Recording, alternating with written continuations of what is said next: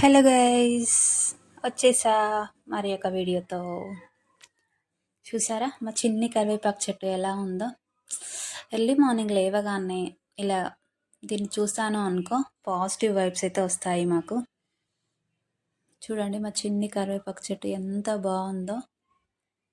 ఫ్రెష్గా ఇలా తీసుకుంటే బాగుంటుంది కదా.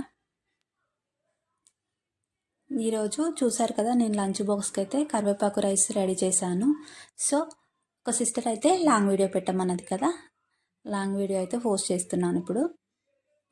ఫస్ట్ ఆ కరివేపాకు ఉంటుంది కదా, దాన్ని బాగా వాష్ చేసుకోవాలి 2-3 టైమ్స్.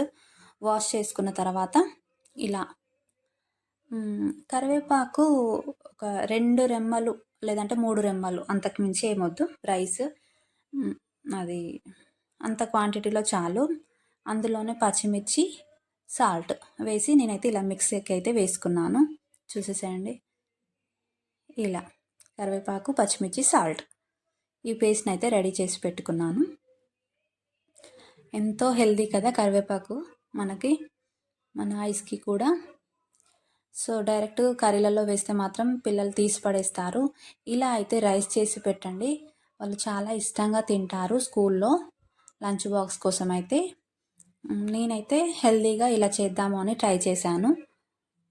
సో అంతకుముందు కూడా చేశాను, మా కిడ్స్ అయితే ఇష్టంగా తింటారు. ఒకసారి వీడియో పెడదాము అన్నట్టు చేస్తున్నాను.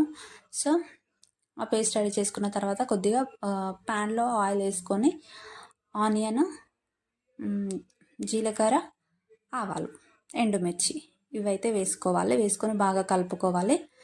కాస్త ఫ్రై అయ్యాక పల్లీలు అయితే యాడ్ చేసుకోవాలి. పల్లీలు కూడా ఫ్రై అయ్యాక ఇప్పుడు మనం ముందుగా అయితే రెడీ చేసుకున్నాం కదా కరివేపాకు పేస్ట్, దాన్ని ఆయిల్లో అయితే బాగా ఫ్రై చేసుకోవాలి. ఎలా అంటే స్మెల్ అంతా వెళ్ళిపోయేలా. కాస్త ఫ్రై అవ్వలేదు అనుకో, ఆ ఫ్లేవర్తో కిడ్స్ అసలు తినరనమాట. ఇలా అయితే బాగా ఫ్రై చేసుకోవాలి. ఇలా బాగా కలుపుకొని ఫ్రై చేసుకోవాలి. ఇలా చేసాము అనుకో, కిడ్స్ అయితే ఇష్టంగా తినేస్తారు, అసలు కరివేపాకు అని కూడా గుర్తుపట్టరు.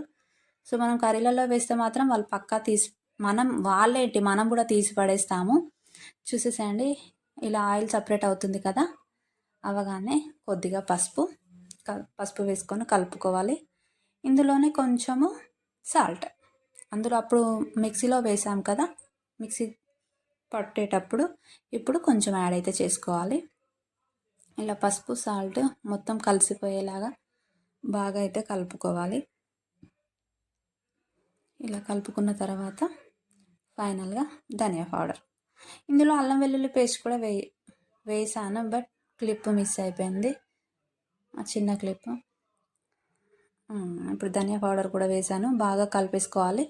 ఆలోపు మనం అన్నం అయితే వండి పెట్టుకుంటాం కదా, కొద్దిగా రైస్ తీసుకొని దీంట్లో యాడ్ చేసుకొని చూసేసేయండి. ఫైనల్గా మా ఊడికి అయితే బాక్స్ రెడీ చేసేసాను.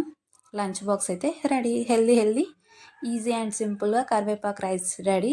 టేస్ట్ మాత్రం సూపర్ వచ్చింది. నేను కూడా తిన్నాను, టేస్ట్ చూసాను, ఎందుకంటే సాల్ట్ కోసం చూస్తాం కదండి. సో చూసాను. దానితో పాటు ఒక బాయిల్డ్ ఎగ్ కూడా హెల్తీ కదా. ఇలా అయితే సింపుల్గా బాక్స్ అయితే రెడీ చేసి పెట్టుకుంటున్నాను. మీ కిడ్స్ కూడా మీరు ట్రై చేయండి. ఓకేనా, బాయ్ బాయ్.